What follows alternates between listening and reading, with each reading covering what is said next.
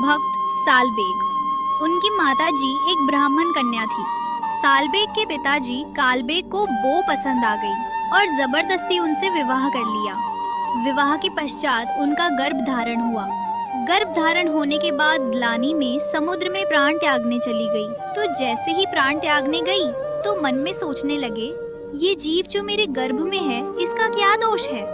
बस ये भाव मन में आते ही रोक लिया स्वयं को। कुछ समय के पश्चात उस बालक ने जन्म लिया। उस बालक का नाम रखा गया सालबेग। सालबेग का बचपन से ही अपनी माँ के प्रति ज्यादा आकर्षण था। माँ के साथ रहते थे और माँ उनको श्री जगन्नाथ जी की सुंदर सुंदर कथा सुनाती थी। दर्शन करने कभी नहीं गया। कोसों दूर गांव में रहता है सालबेग।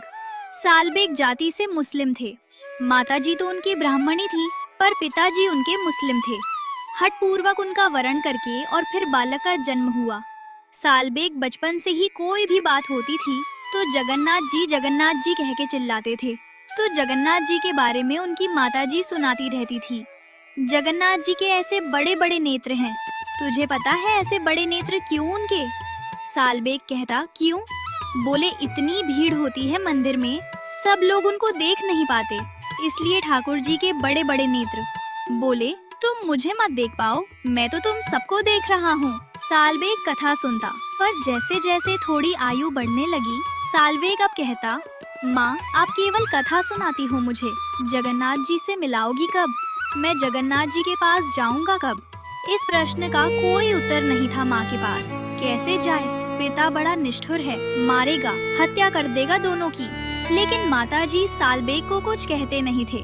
एक दिन सालबेग अपनी माँ के साथ छत पर बैठे थे और तभी गांव के लोग बैलगाड़ियों में जा रहे थे।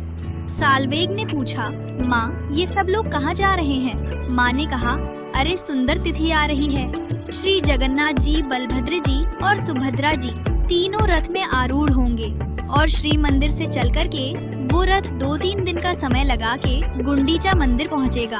ठाकुर जी पूरे विश्व के जगन्नाथ है ना, सबको दर्शन देने के लिए बाहर आते हैं। ऐसे उछल उछल करके ठाकुर जी सीढ़ियों से नीचे आते हैं, पंडाओं के कंधे पर हाथ रख के, और भगवान फिर रथ में विराजमान होते हैं। इतने लोग खींचते हैं, लाखों की तादाद में भीड़ आती है। सब बातें मैया बताने लगी।